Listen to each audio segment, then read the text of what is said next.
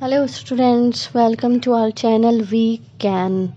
I'm your teacher Chandni Khan. Today we will discuss the chapter number 6 of history of class 8th.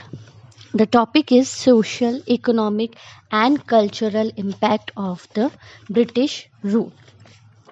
And what are the key aspects of this chapter? First of all, let's see. Hostile and unjust British policies, decline of Indian artisans, craftsmen, peasantry, introduction of plantation industries, poverty, famine, and loss of lives in millions, efforts made by the British, new means of transport and communication, drain of wealth to England. So all these are the key aspects of this chapter. We will discuss these points in this chapter, and as you can see how the Britishers came into our country and they rule over us, and how they made policies which were useful for only Britishers, not for us. But in the social in the social scenario, we can say some of their policies were useful or very helpful to Indian society, some of them. बाकी तो जो भी उनके policies थी उससे जो है Indians को, चाहे वो किसी भी पीजेंट्स हो या बिजनेसमैन्स हो या आर्टिशियंस हो, क्राफ्ट्समैन्स हो, उनको सिर्फ लॉस ही हुआ था ब्रिटिशर्स की जो भी उनके रूल करने की पॉलिसीज़ थी उस वजह से. So let's start the chapter. Okay. The British rule had a major impact on the economic, social and cultural life of India. First line में ही काफ़ी बड़ा इंट्रोडक्शन हो सकता है इस चीज़ का कि ब्रिटिश ने कितने सालों तक, बेटा आपको पता है कि इंडियंस के ऊपर रूल किया था, और कोई भी चीज़ जो है बिना इफ़ेक्ट के रह नहीं सकती है. जब इतने सालों तक उन्होंने हम पे रूल किया, तो उन्होंने भी हमसे कुछ अडॉप्ट किया होगा, हमने उनसे ज़्यादा अडॉप्ट किया, चाहे वो इकोनॉमिकली हो, सोशली हो, कल्चरली हो. ब्रिटिशर्स ही नहीं, मुगल्स ने भी या बाहर से और भी जो लोग आए थे, उन्होंने अगर हमारे पर रूल किया है, दूसरे जो भी राजा थे अगर उन्होंने रूल किया है, तो हमने कुछ ना कुछ चीज़ें अडॉप्ट करी, उन्होंने हमसे कुछ चीज़ें अडॉप्ट करी. तो इस तरीके से जो है एक कल्चर का दूसरे कल्चर पे इफ़ेक्ट होता ही है. जब सालों साल तक कोई अलग अलग तरह की कम्युनिटीज़, कल्चर वाले लोग रह रहे हैं, तो कई तरह के लोग होते हैं. कुछ रेजिड होते हैं, कुछ मिक्सअप होने वाले होते हैं, कुछ चीज़ें धीरे धीरे अडॉप्शन में आ जाती है कि सोसाइटी का हिस्सा बन के, नॉट अ रीज़न इफ़ेक्ट की वजह से, धर्म का हिस्सा नहीं बन के सोसाइटी का हिस्सा बन के. जैसे कि आप डाउरी को देख सकते हैं. नोबडी नोज़ कि किस रिलीजन ने ये शुरू किया था. किसी भी रिलीजन में, if you read the Gita, if you read the Quran, if you read the Bible, तो वहाँ कहीं भी आपको डाउरी का ज़िक्र नहीं मिलेगा. बट पता नहीं कैसे ये हमारी सोसाइटी का इतना स्ट्रॉन्ग हिस्सा बन गया. शायद ही कोई ऐसी आपने वेडिंग देखी होगी कि जिसमें डाउरी नहीं हो, कम ज़्यादा, जैसी जिसकी जैसी भी है लिमिट, तो ये एक हिस्सा बन गया कल्चर का, है ना. जबकि ये अच्छा नहीं है. ठीक है. Okay, British goods were allowed entry in India without paying any custom duty, but duty was levied on Indian goods sent to England. This policy of British was called one-way free trade policy. तो question directly put up भी हो सकता है कि what is the one way free trade policy. वो आपको explain करना है कि ब्रिटिशर्स क्या थे, कि कितने मतलब चालाक थे, कन्निंग थे. आपको तो पता ही है कि उन्होंने क्या किया कि जो रॉ मटेरियल उनको इंडिया से प्रोवाइड होता था, वो तो इंग्लैंड जो था बिना कस्टम ड्यूटी के जाता, और जो इंग्लैंड में से सामान आता था वो मतलब इंडिया में बिना कस्टम ड्यूटी के उसको अलाउड था कि इंडिया में आ जाइए. वो जो वैल्यू एडेड प्रोडक्ट तैयार होके आता था, यानी कि, और रॉ मटेरियल जो इंडिया से जाता था इंग्लैंड, जो भी सामान, ये रॉ मटेरियल हो या फिर हमारा जो भी वैल्यू एडेड या प्राइस वैल्यू वाला प्रोडक्ट है, कुछ जैसे सिल्क है, मसाले हैं, ये सब तो हमारे तैयार ही जाते थे.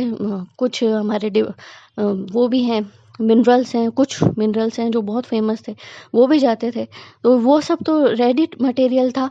लेकिन उसके ऊपर भी बहुत ज़्यादा हाई कस्टम ड्यूटी लगती है।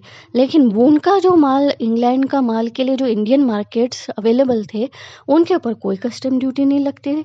तो this is called the one way free trade policy, जो कि गलत थी बेटा। Ruin of artisans and craftsman. Of course ये जो पॉलिसी उन्होंने अडॉप्ट करी थी, उससे सबसे ज़्यादा अगर कोई इफेक्ट हुआ है तो that were artisans and craftsman. How? Let's read.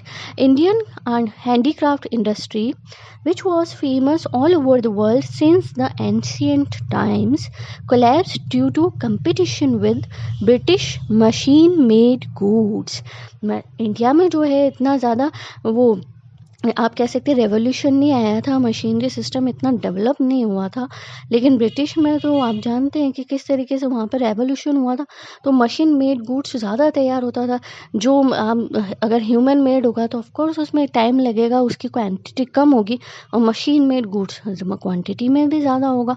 तो ये सबसे बड़ा इंडियंस के जो आर्टिशियंस और क्राफ्ट्समैन थे, उनके सामने सबसे बड़ा चैलेंज यही था।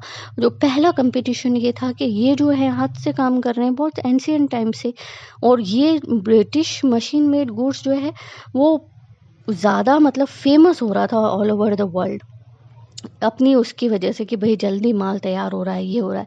तो कहीं ना कहीं दबते गए इंडियन आर्टिशियंस और क्राफ्ट्समैन इस जो आप कह सकते हो कंपटीशन में।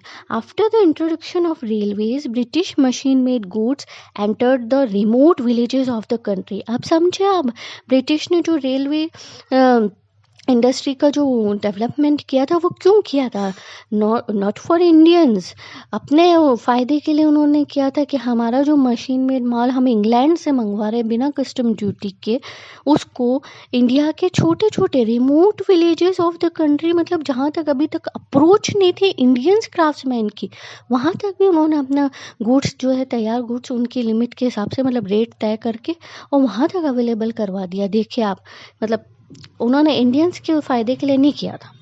So the gradual disappearance of Indian rulers who were the main customers of Indian handicraft also gave a severe blow to these industries।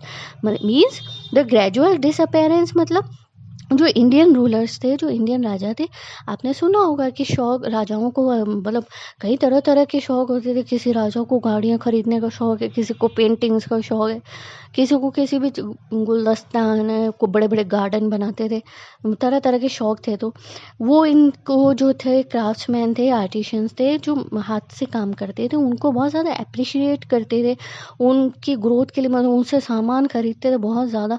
Of course उनकी ग्रोथ होती थी, उनको आप कह सकते हैं कि मिलता था, उत्साह मिलता था, मतलब कि हम काम करने के लिए कि हाँ हमारी वैल्यू है, हम कितने वो यूँ हैं।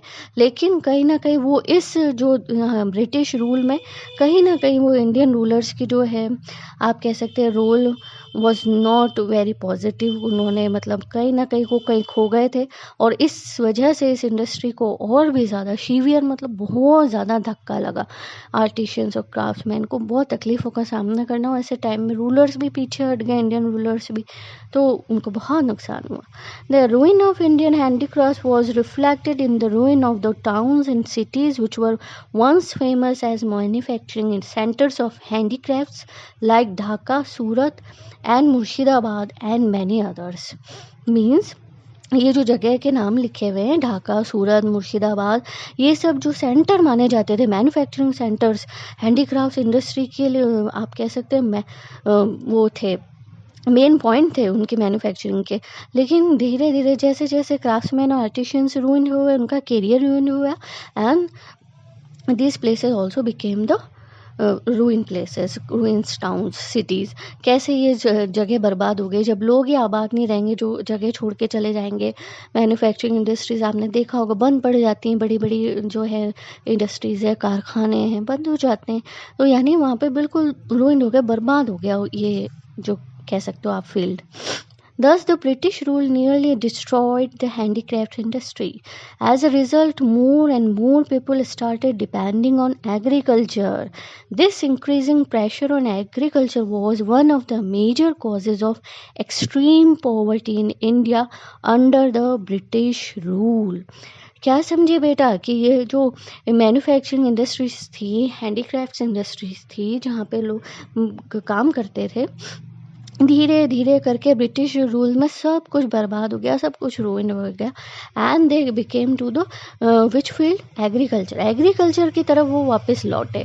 जैसे कि अभी ज़माने में ये कहते हैं कि शहर से मतलब लोग, गांव के लोग शहर की तरफ बढ़ रहे, लेकिन ब्रिटिश उसमें उन्होंने इस तरीके की पॉलिसी और जो है सिचुएशंस क्रिएट कर दी थी कि लोग सिटीज़ से, टाउन से गांव की तरफ बढ़े थे, एग्रीकल्चर की तरफ बढ़े थे, और उस वजह से एक ही फील्ड में, एग्रीकल्चर में बहुत ज़्यादा प्रेशर बढ़ गया और इधर काम करने वाला कोई भी नहीं।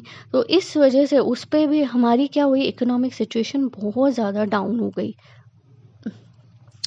क्यों? क्योंकि सब लोग अगर एग्रीकल्चर में होंगे तो आप देखिए एक ही फील्ड में कंपटीशन होगा, दूसरे फील्ड में अगर कोई भी काम करने वाला नहीं तो मिसबैलेंस तो होगा ना बेटा। वो इकोनॉमिक जो थी हमारी इतनी ख़राब हो गई कि इंडिया जो पहले इतना अमीर देश माना जाता था उसको मतलब पॉवर्टी की लाइन पे लिया है ये लोग। इतना 10% पॉपुलेशन आप कह सकते हो कि सिर्फ टाउन्स में रह गई थी, बाकी सब 19th सेंचुरी के उसमें एंड तक सब लोग जो है विलेजेस की तरफ आ गए, एग्रीकल्चर की तरफ हो गए। तो ये हमारे आप कह सकते हैं कि किस तरीके से इकोनॉमिक को बर्बाद किया उन्होंने धीरे धीरे। Now the next point is stagnation and deterioration of agriculture. Stagnation means स्थिर हो जाना, एकदम स्टॉप हो जाना किसी चीज़ का किसी जगह पे। And deterioration of agriculture means, deterioration means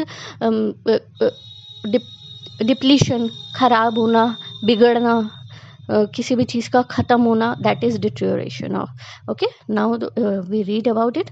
agriculture, exploitation of peasants, excessive land revenue demand, and overcrowding of agriculture led to stagnation and deterioration of agriculture. Stagnation और डिटोरिएशन ऑफ एग्रीकल्चर का means ये हुआ बेटा कि agriculture में एक तरह की स्थिरता आ गई, एक तरीके का आप कह सकते हैं हास हो गया, जिसकी कोई ग्रोथ नहीं होती है, दैट इज़ डिटोरिएशन। कोई वो हो ही नहीं रही थी, इतने सारे लोग एक साथ एग्रीकल्चर में घुस गए।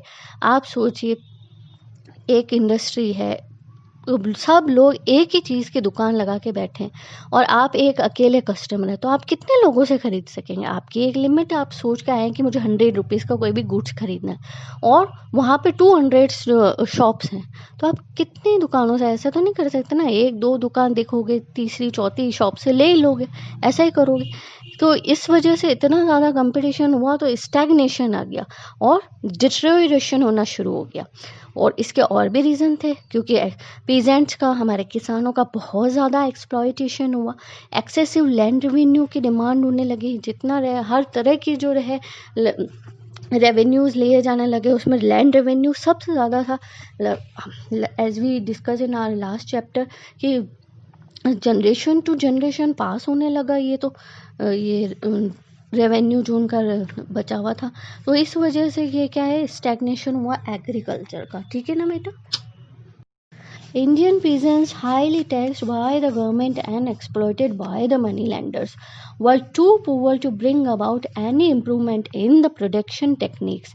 Better seeds, cattle, manure, and fertilizers were beyond their reach. Of course, जो गवर्नमेंट के एम्प्लॉयज़ थे, ब्रिटिश रूलर्स थे वो, और मनी लैंडर्स जो इंडियंस थे वो, सबको वो लोग रेवेन्यू देते उनके एक्सप्लॉयटेशन से मतलब बिल्कुल रुइन हो चुका था उनका सब कुछ। लाइफ जो थी उनके पास कुछ भी नहीं बचा था, मतलब वो हैंड टू माउथ सिचुएशन थी। आप सोचिए कि उस ज़माने में जो है एवरेज एज एक इंडियन की 35-40 रह गई थी। मतलब हमेशा से ये तो माना जाता है इंडियंस की, जापानीज़ की एज 100 ईयर्स तक रही थी एंशियंट टाइम में। उस टाइम ब्रिटिशर्स की जो इतने ज़्यादा थे, ऑफ कोर्स एक ह्यूमन कितना सह सकता है। उसके बाद मतलब उस टाइम पे 40 के करीब एक रह गई थी एवरेज एज, तो वो इंसान खाएगा ही नहीं, तो कहाँ से वो हाई क्वालिटी के सीड्स लाएगा या कैटल, अपने लिए अच्छे जानवर वगैरह, फर्टिलाइज़र्स, ये सब चीज़ें जिससे अच्छी फसल हो सके, वो अरेंज करना उसके अप्रोच से ही बाहर है ना बेटा। तो ये इस तरीके से एक्सप्लॉयटेशन हुआ और इस वजह से ही स्टैग्नेशन डिट्रॉयरेशन हुआ एग्रीकल्चर का. The zamindars too did not bring about any improvement in agriculture production. Most of them were absentee landlords and took no personal interest in land and collecting the rents. absentee landlords means यहाँ पर उन्होंने बड़ी बड़ी जैसे गांव में villages में उन्होंने बड़े बड़े खेत और ज़मीनें खरीद ली और वो खुद टाउन्स में रहते हैं और ये ज़मीनें दे दी है मनी लैंडर्स के थ्रू काम करवाने के लिए. तो वो सिर्फ अपने रेंट से उन्हें मतलब है कि महीने के महीने हमारा रेंट आ जाना चाहिए. उनको कोई मतलब नहीं है कि जो हमारे पीजेंट्स हैं हमारे किसान हैं वो उनकी लाइफ में इम्प्रूवमेंट हो रहा है या नहीं हो रहा है या ग्रोथ हो रही है या नहीं हो रही है, वो किस उनके यहाँ क्या फैसिलिटीज़ हैं क्या प्रॉब्लम्स हैं उनकी, उनसे उन्हें कोई मतलब नहीं था. The British government also took no interest in improving and modernizing agriculture. जब इंडियंस ही नहीं लिया अपने पीजेंट्स के लिए, इंडियंस रूलर्स ने नहीं, जमींदार्स ने नहीं, मनी लैंडर्स ने नहीं, तो फिर ब्रिटिश क्यों लेंगे. ब्रिटिश गवर्नमेंट तो थी नहीं इंटरेस्टेड, तो उनको तो कोई मतलब नहीं था इम्प्रूवमेंट हो रहा है या नहीं हो रहा है. हालांकि उस टाइम इंग्लैंड में जो है था एग्रीकल्चर का मॉडर्नाइजेशन हो गया था. काफ़ी ज़्यादा चीज़ें जैसा सब कुछ हाथ से नहीं किया जाता था या कैटल के थ्रू नहीं किया जाता, मशीन के इस्तेमाल शुरू हो गया था. लेकिन उन्होंने इंडिया में इस चीज़ को इम्प्लीमेंट करने के बारे में कभी भी नहीं सोचा. Okay, now the next point is lack of development of modern industries. Of course industries मैंने बताया था कि किस तरीके से किसी भी नेशन के डेवलपमेंट के लिए इकोनॉमिक की ज्योग्राफी के चैप्टर में हमने डिस्कस किया था चैप्टर नंबर 5 इंडस्ट्रीज़ में कि किस तरीके से इंडस्ट्रीज़ जो होती हैं किसी भी नेशन की इकोनॉमिक सिचुएशन को मेजरमेंट करने का वो कह सकते हैं आप होती हैं कि main point. The machine age in India began with the introduction of cotton textiles, jute and coal mining industry in the 19th century. यानी कि इंडिया में मशीन एज जो कब शुरुआत हुई इसकी 19th सेंचुरी में. और कौन कौन सी इंडस्ट्रीज जो थी, first of all we have set up cotton textile, jute and coal mining. ये तीन आप कह सकते हैं जॉनर थे जो सबसे पहले हम इंडस्ट्री को डेवलप किया. Most of the modern Indian industries were own by the British capitalist. यानी कि ब्रिटिश कैपिटलिस्ट मीन्स पूंजीवादी, जो वहाँ के ब्रिटिश के बड़े बड़े पैसे वाले लोग, अमीर लोग थे, उन्होंने इंडिया में आके इंडस्ट्रीज सेटअप करी, ज़मीनें खरीदी, अपने नाम से सब कुछ मतलब सेटअप किया उन्होंने. मॉडर्न इंडस्ट्री अगर आप कह सकते हैं तो उन्होंने डेवलप करी.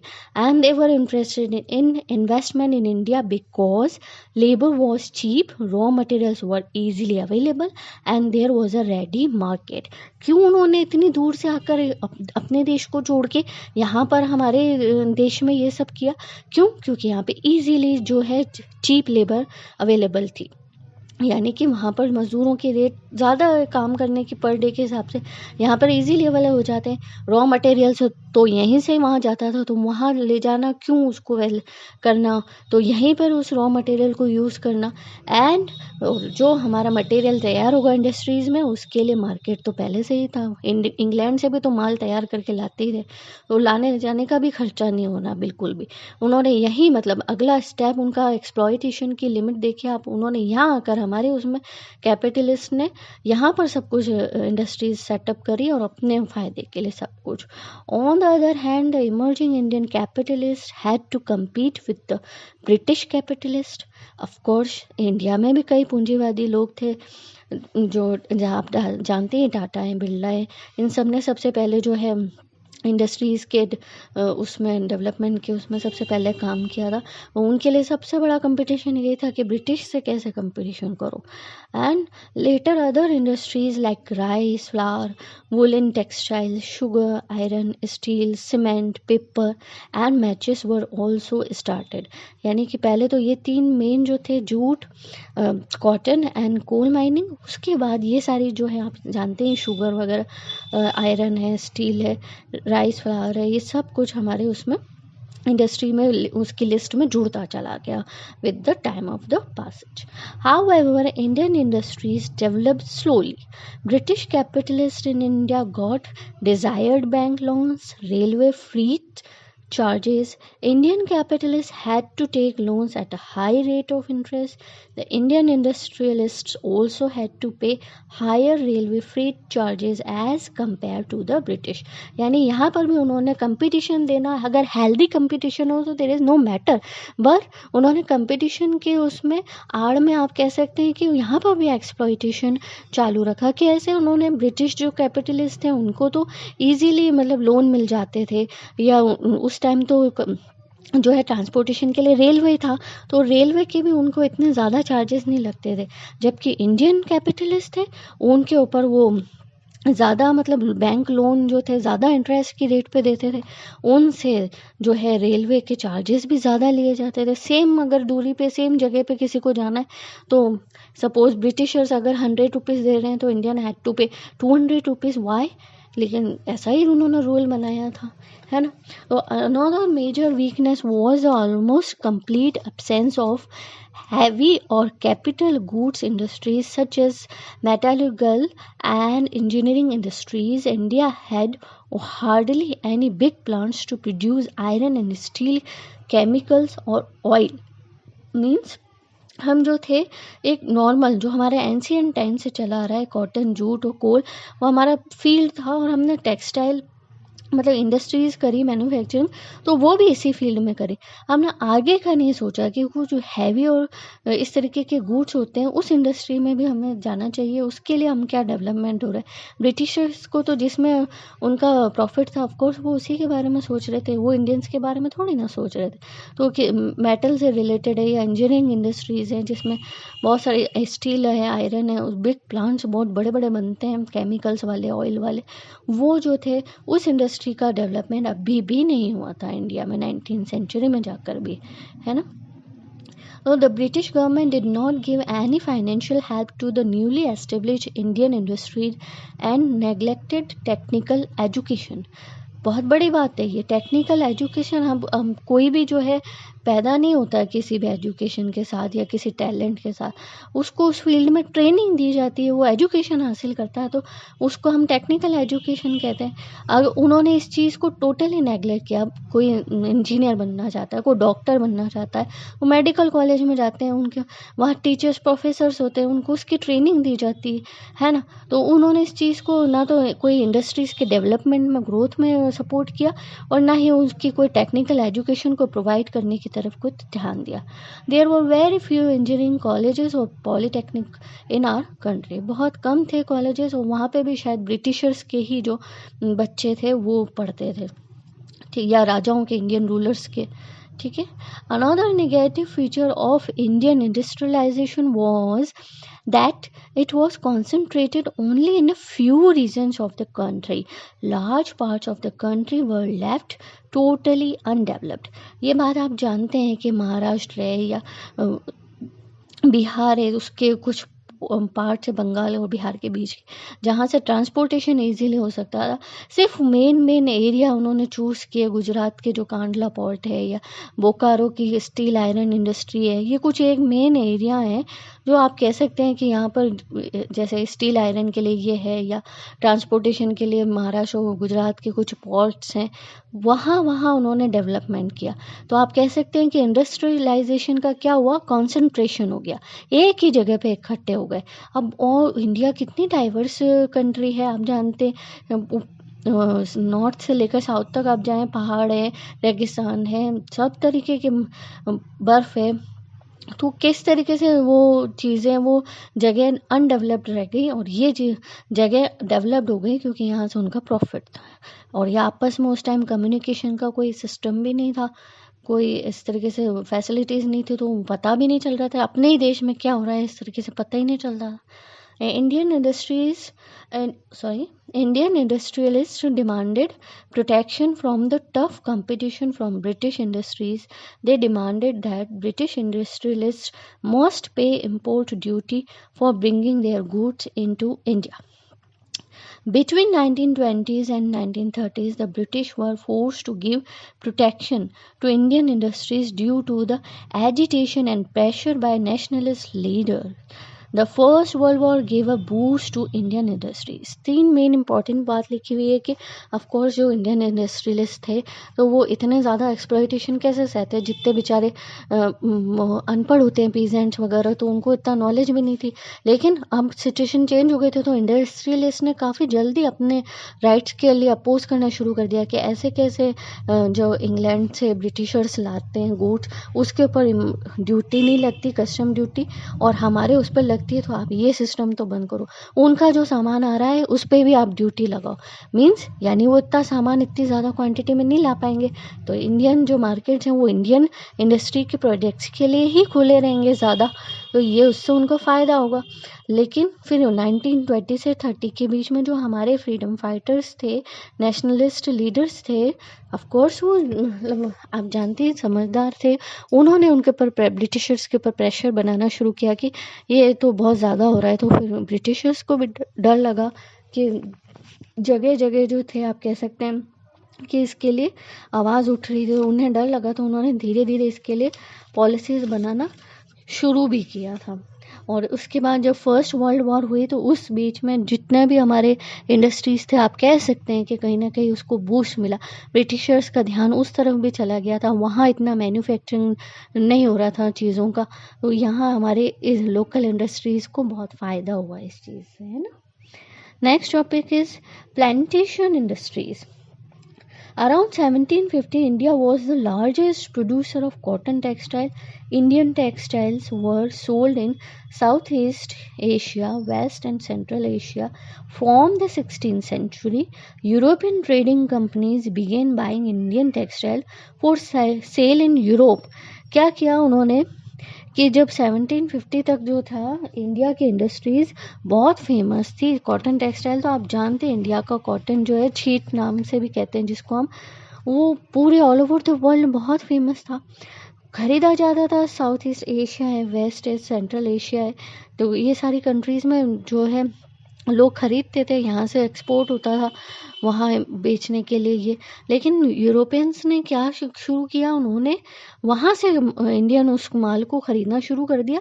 किस लिए? इंडियन टेक्सटाइल के माल को बेचने के लिए यूरोप में हाई रेट पे, यहाँ पे कम उसमें ख़रीदते थे तैयार माल को, और यूरोप में ले जाकर उसको हाई रेट्स पे सेल कर देते थे।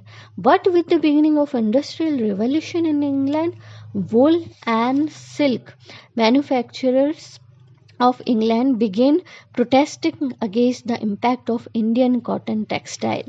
क्या समझे इस बात से बेटा कि जब धीरे धीरे शुरू में तो यहाँ not only Britishers, rulers, capitalist और बहुत सारे वहाँ से भी जो है इस तरीके के आप कह सकते हैं एलिमेंट्स पुटअप हुए थे, बहुत सारे लोग सामने आए थे।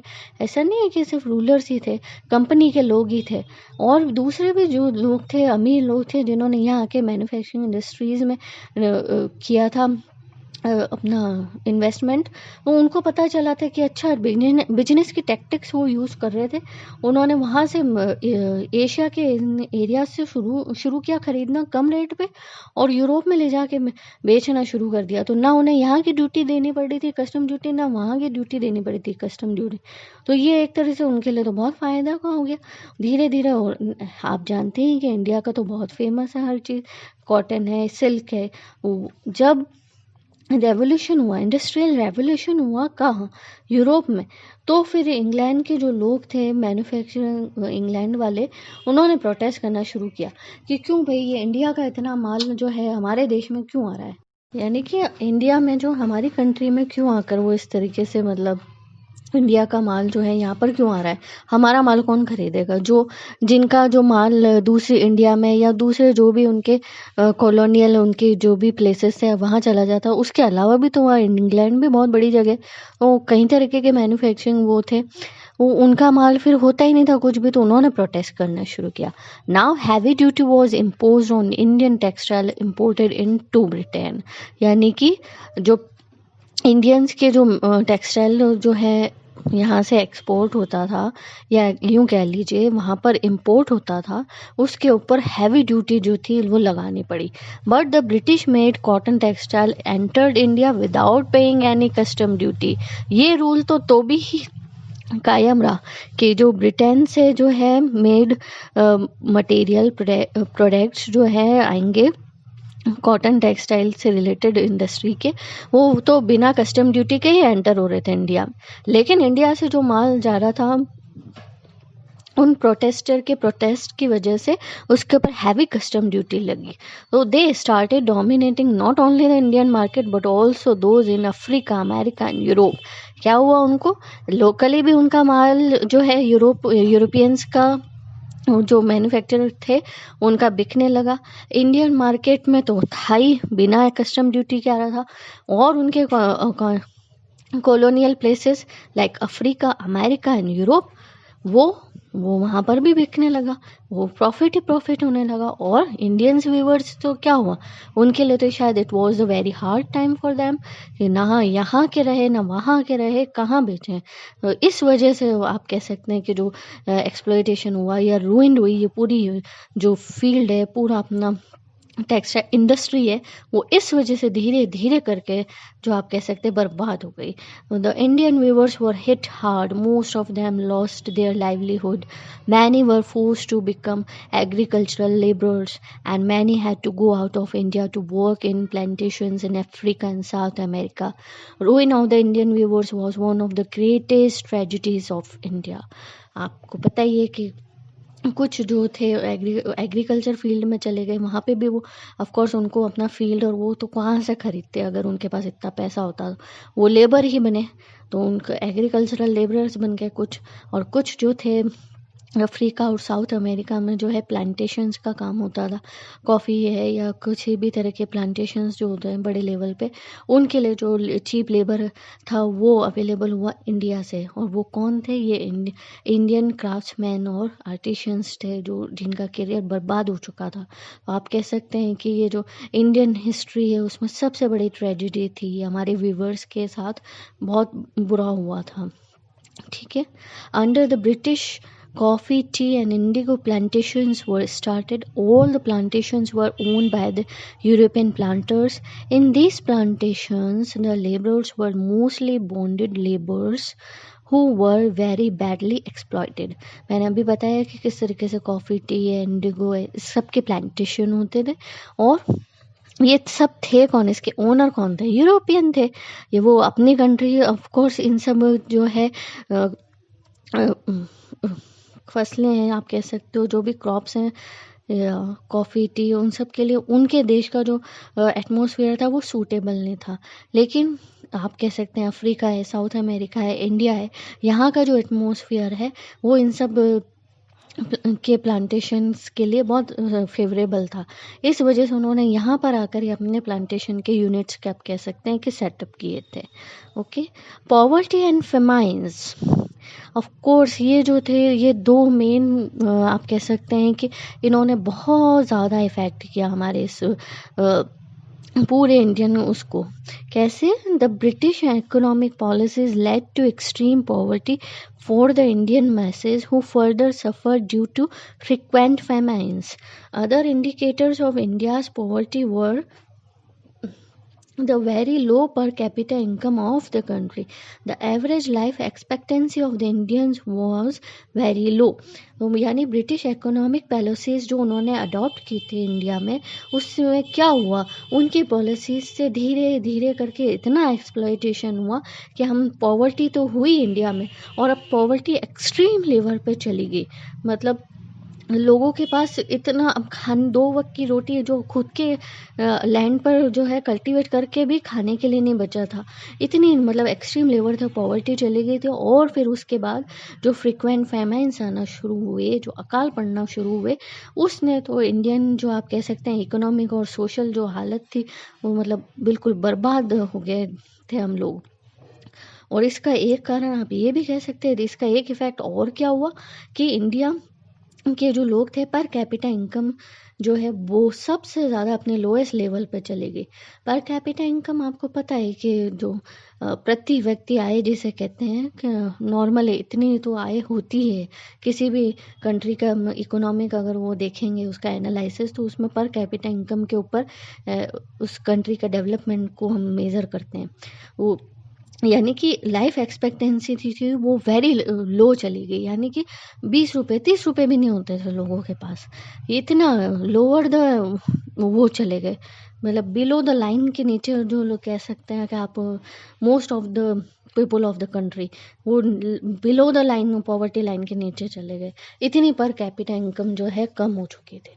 And India's economic backwardness was totally man made, ये तो हम जानते ही हैं कि मैन मेड थी, और किसके थ्रू थी, ब्रिटिशर्स के through. As a result of foreign rule and exploitation, India was confined to a bulk of poor people living in a rich country, यानी कंट्री तो रिच ही थी लेकिन जहाँ के लोग पुअर थे, और वो भी किस में, बल्क में, यानी कि दो चार ऐसे लोग नहीं, most part of the population of the India ये था कि वो पॉवर्टी लाइन के नीचे था, बल्क के लोग शहर के शहर पूरे गरीब थे, और कंट्री हमारी रिच थी। देखा आपने, कहते हैं एक कर्ज से ज़्यादा नहीं है ये सिचुएशन, और ये सब थी हम ब्रिटिशर्स की पॉलिसीज़ की वजह से, इकोनॉमिक पॉलिसीज़ जो जो उन्होंने यूज़ करी, कई सालों में एक्सप्लॉइट करते करते हमारी इकोनॉमिक हालत को उन्होंने ये कर दिया। Now the social and cultural policy of the British. First is humanitarian measures. आप कह सकते हैं कि कुछ एक काम उन्होंने हमारे सोशल उसके लिए अच्छे किए है ना। The most important humanitarian measures taken by the British in India was the ban of the sati, when Governor General William Bentinck declared it a crime to be punished with utmost शिवियरिटी।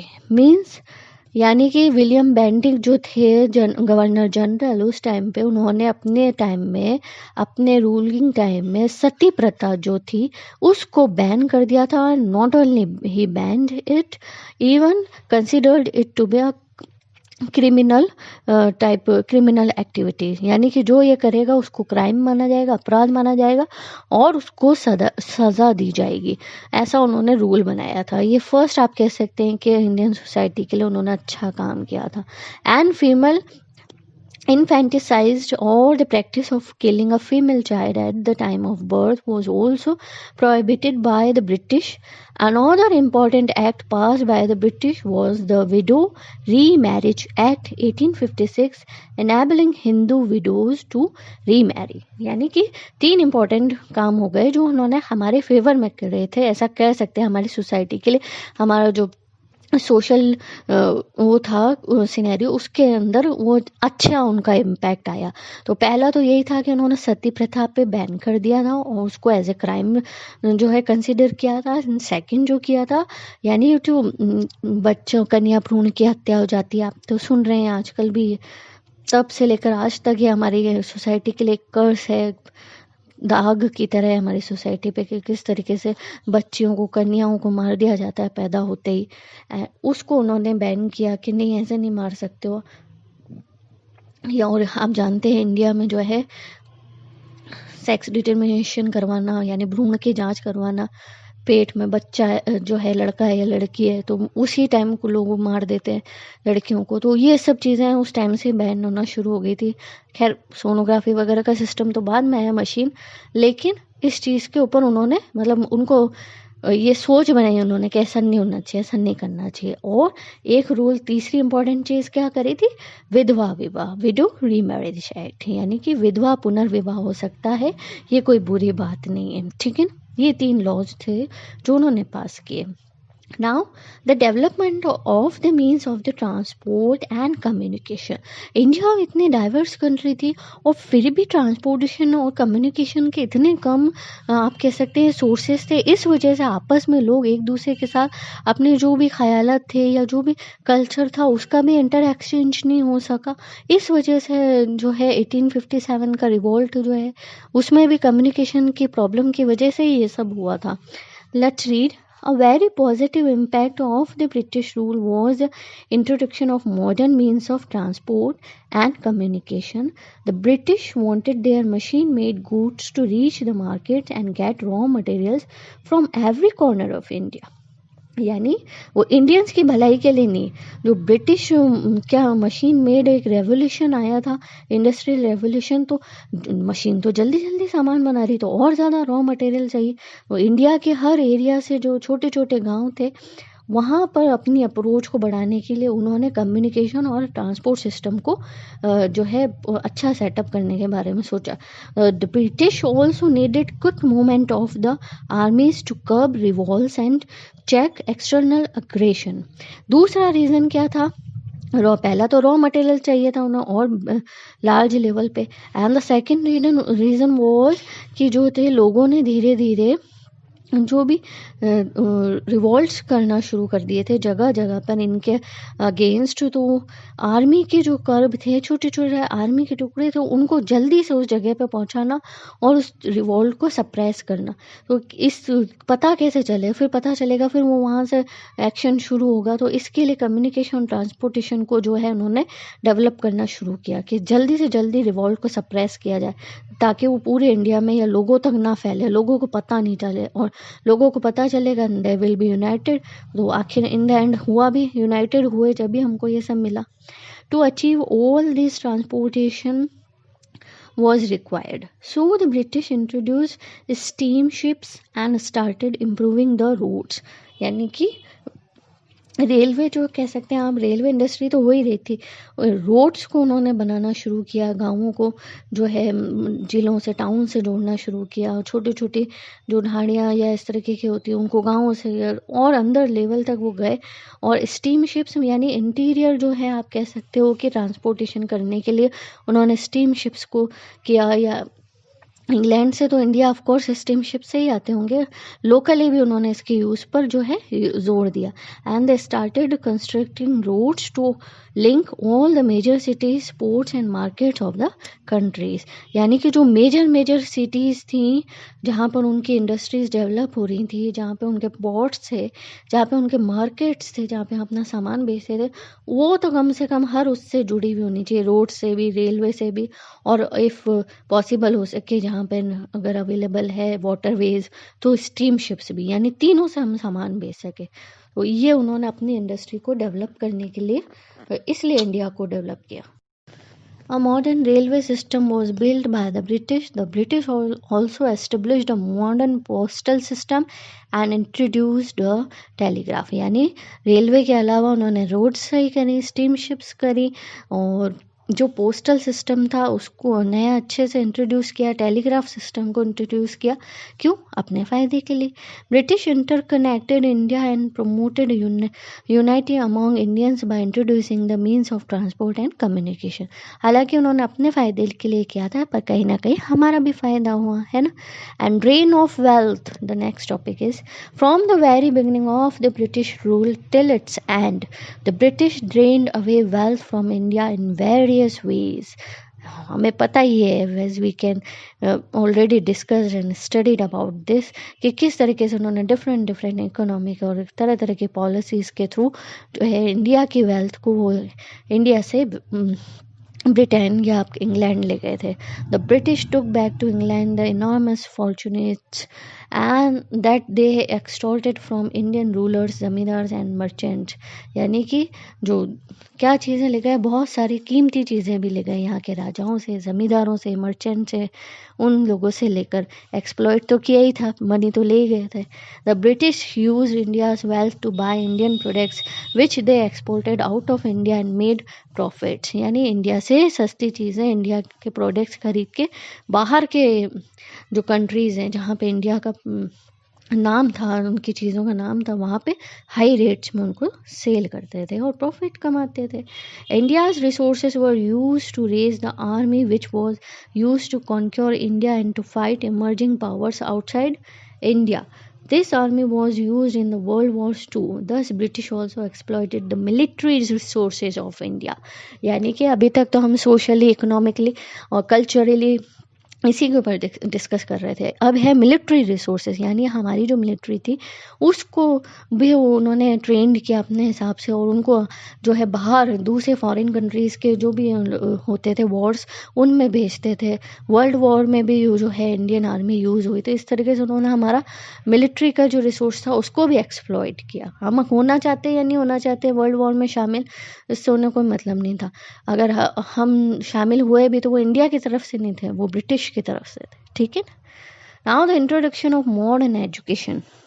Of course उन्होंने education की तरफ तो काम किया ही था, क्योंकि खाली कितने ब्रिटिशर्स को इंडिया लेकर आते, और यहाँ पर उनको अपना एक जो कह सकते हैं कि तैयार करना था ऐसा पीपल का एक ग्रुप जो दिखने में तो इंडियंस हो, लेकिन सोच जिसकी, दिमाग जिसका ब्रिटिशर्स की तरह ब्रिटिश के लिए सोचे, उनके फ़ायदे के लिए सोचे, उनका काम करे। और the first major step towards giving modern education in India started when in 1835 the British decided to introduce the reading of western science and literature through the medium of English language, यानी English language लोगों को सिखाना शुरू करी। और क्यों? जो selected चीज़ पढ़वाना शुरू करी, यानी कि साइंस और लिटरेचर पढ़ाना शुरू किया उन्होंने। ये अलग बात है कि जब एक बार अपन को पढ़ना आ जाता है तो फिर उसके बाद हम जो पढ़ना चाहते हैं हम वही पढ़ते हैं। इस वजह से हमारे, आप कह सकते हैं कि फ्रीडम में इस चीज़ ने कहीं ना कहीं रोल अदा किया था, हालांकि उन्होंने तो अपने फ़ायदे के लिए ही शुरू किया था। The British government decided to open a few English schools and colleges instead of a large number of elementary school, यानी कि अपनी इंडियन लैंग्वेज जो थी लोकल, चाहे वो रीजनल लैंग्वेज हो या वो हिंदी हो, कोई सी भी लैंग्वेज हो, उसके स्कूल खोलने के बजाय उन्होंने इंग्लिश स्कूल्स और कॉलेजेस खोलने की तरफ ज़्यादा ध्यान दिया। Thus the British government did not take up the education for the masses, यानी कि आपकी एजुकेशन को बढ़ाने, सोसाइटी को बढ़ाने, उससे उन्हें कोई मतलब नहीं था। अपने लिए उनको एक ग्रुप तैयार करना था पीपल का, ठीक है ना, जो उनका काम कर सके। Moreover, because the students had to pay fees in schools and colleges, education was quite costly and was available only to the upper classes living in the cities, यानी कि गांव विलेजेस में तो अवेलेबल थी नहीं ये फैसिलिटीज़। जो भी जो है आप कह सकते हैं कंस्ट्रक्शन हुआ या इस्टेब्लिशमेंट हुआ वो सिटीज़ में हुआ, और सिटीज़ में भी ऐसा हुआ कि उनकी फ़ीस इतनी ज़्यादा थी कि जो मिडिल क्लास लोग थे या और भी नीचे गरीब पॉवर्टी की लाइन के वहाँ जी रहे थे, अगर वो पढ़ना भी चाहते थे तो वो फीस ही उनके लिए अफोर्ड करना बहुत मुश्किल हो जाता था। तो सिर्फ अपर क्लास के बच्चे आप कह सकते हैं कि उनको एजुकेशन मिली थी। However as a result of the spread of modern western education the Indians got rational, democratic and secular ideas, जिसका उन्हें डर था कि सिर्फ लिटरेचर पढ़ाएंगे, साइंस पढ़ाएंगे, लेकिन ऐसा होता नहीं। जैसे जैसे वो एजुकेशन इंडियंस ने जो है एजुकेशन ली, वेस्टर्न एजुकेशन, वहाँ के जो लिटरेचर में उन्होंने उनको वहाँ से democratic, secular ideas, rational ideas, यानी कि जनतंत्र के बारे में, डेमोक्रेसी के बारे में पता चला कि अच्छा हमारे ऊपर ये रूल कर रहे हैं तो ये तो गलत बात है, ये कैसे रूल कर रहे हैं। सेक्युलर आइडियाज़ मीन्स यानी धर्म वर्म के नाम पर जो लड़ाते हैं लोग, ये तो गलत बात है। ये तो इस तरीके से उनको नॉलेज होना शुरू हुई कि बाहर की कंट्रीज़ में क्या हो रहा है, कैसे चल रहा है वहाँ सारा system. And they were the first to question the British rule and became leaders and organisers of the national movement. यहाँ से आप कह सकते हैं कि नेशनल मूवमेंट शुरू हुआ था। लोगों के दिमाग में जो है बात आना शुरू हुई थी कि हमारे साथ, हमारे देश में हमारे ऊपर ही आकर ये रूल कर रहे हैं, और कैसा रूल कर रहे हैं। रूल तो पहले हमारे राजा भी करते थे, इंडियन रूलर्स भी करते थे, पर वो एक्सप्लॉइटेशन नहीं होता, ये तो एक्सप्लॉइटेशन कर रहे हैं। ये हमारी जो सारी वेल्थ है वो सब वहाँ, यहाँ से वहाँ जा रही है, और हमारा तो कोई डेवलपमेंट ही नहीं हो रहा, कोई ग्रोथ ही नहीं हो रही। बाहर की कंट्रीज देखिए आप, कितना उन्होंने ग्रोथ कर ली, वहाँ देखा, डेवलपमेंट के बारे में पढ़ा उन्होंने तो उनको नॉलेज हुई। Now the Western education also gave the educated Indians a common language for communication, यानी कि मैंने बताया ना इंडिया कितनी डाइवर्सिटी है, तो कोई कोई लैंग्वेज समझता है। ऐसा नहीं था कि हिंदी सारी लैंग्वेज जो है ऐसी थी कि सब जगह सब समझते हैं, या इंग्लिश। अब इंग्लिश ऐसी लैंग्वेज बन गई थी जो जैसे कि सदर्न पार्ट में या कोई नदर्न पार्ट में या कोई वेस्टर्न सा है, लेकिन अगर वो इंग्लिश मीडियम में पढ़ा हुआ है तो इंग्लिश में बात करके वो समझ सकते हैं। लोकल लैंग्वेज नहीं समझ, लेकिन इंग्लिश उनकी कम्युनिकेशन की लैंग्वेज बन गई थी। So English became the medium of communication between Western educated Indians coming from different part of the country. Thus, the humanitarian measures of the British and their educational policy led to the social and cultural awakening in India.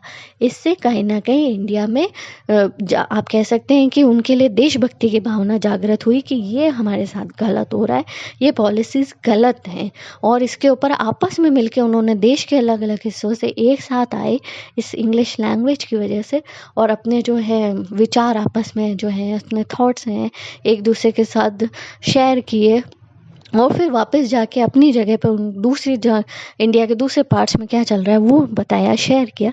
तो कहीं ना कहीं India में आप कह सकते हैं awakening आई, लोगों में कहीं ना कहीं अवेयरनेस आई।